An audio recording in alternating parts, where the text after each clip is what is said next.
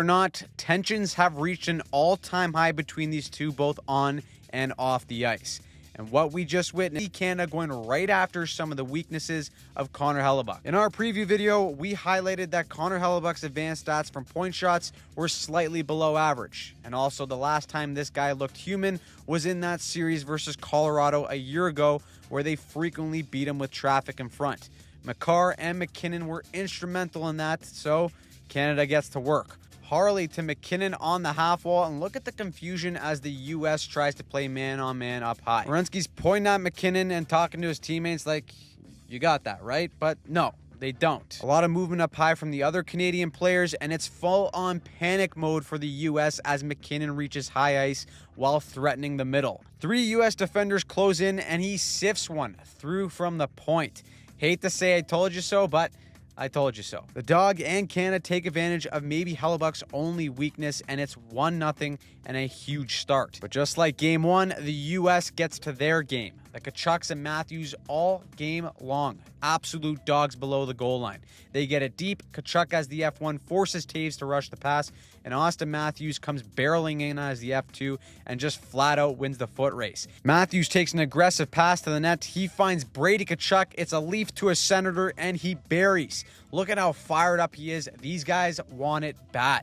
TD Garden is rocking, and the U.S. ties the game by doing exactly what worked for them in their first matchup with their dog-like forecheck. The first period followed the trend of game one. Tied at ones heading into the second, it's Groundhog Day for Canada. Boldy chips it in, and who's the F1? You guessed it. It's a Tkachuk, and all the Canadians' palms start sweating. Look at him just get right inside of Colton Parayko, who is 6'6", by the way. Matthews comes in as the F2 again, and the U.S. just keeps finding ways to come out with these types of pucks. They go low to high, get pucks on net. It's the guy who was supposed to get food poisoning so Quinn Hughes could play, and Jake Sanderson scoring to give the U.S. a 2-1 lead. And for Canada, the script is starting to look eerily similar to the first matchup.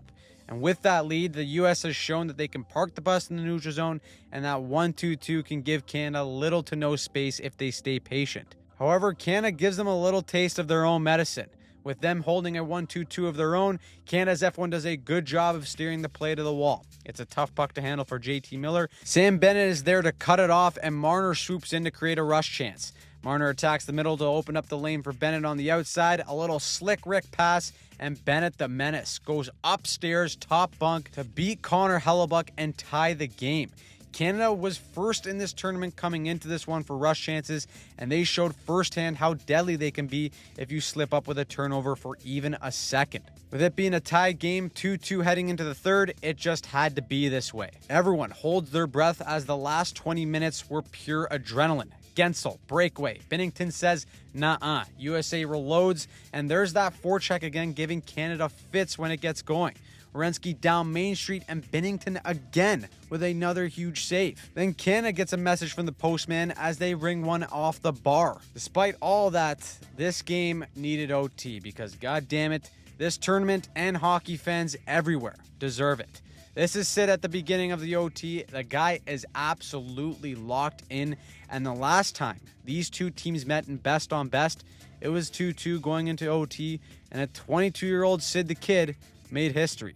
They are looking for history to repeat itself while Team USA tries to rewrite it. So they put Canada in the blender early. First, low to high so that Canada's man coverage flexes out, but I want you to take a look at Captain America Austin Matthews. Perhaps the best pure goal scorer in the game. He's going to swing up high to the top of the circles while the U.S. gets it back in deep. That causes a little miscommunication in Canada's man-on-man, and Matthews reads it before the puck even reaches Gensel and starts making a direct cut to the net.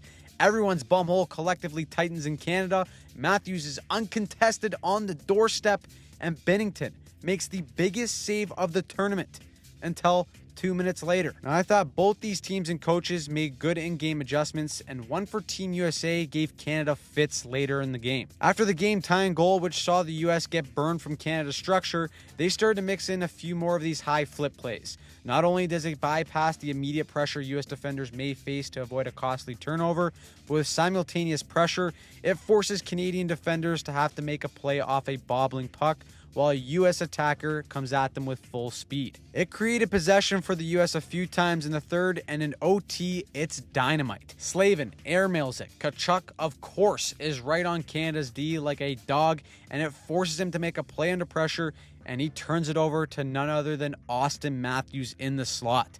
Binnington stares him down like he owes him money, and then rebound, wide open net, highway robbery.